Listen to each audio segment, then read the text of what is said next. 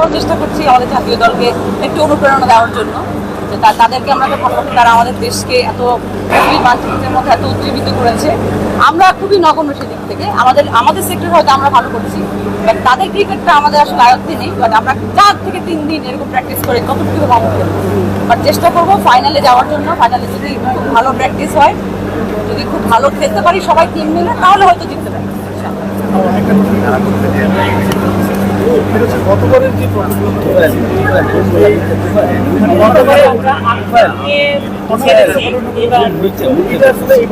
সমাধান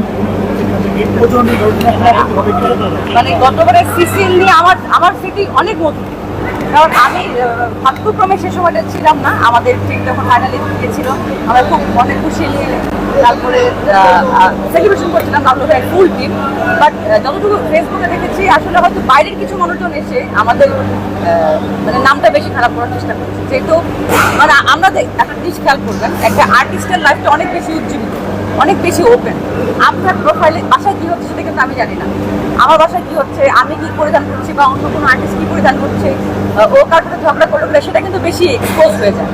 তো যদি একটু তর্ক বিতর্ক থাকে সেটা মনে করেন একটু মাশাআল্লাহ আপনারা অনেক কষ্ট দিয়েও একটু বাড়ায় দেন। বাট আমাদের কিছু কিছু মানুষ আছে যারা হচ্ছে নিজেদের নাম নিজেরা খারাপ করতে পছন্দ করে।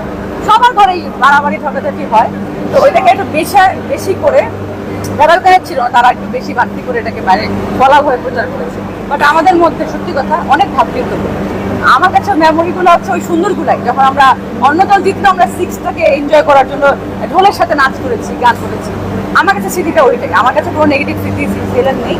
আর এখান থেকে শুরু হচ্ছে আরও ভালোভাবে, চেষ্টা করবো সবাই নর্মালভাবে সব কিছু মিটমাট করার জন্য। এই তো আপনারা আমাদের ওই মধুর স্মৃতিটাই মনে রাখেন, মধুর স্মৃতি তৈরি করতে পারি।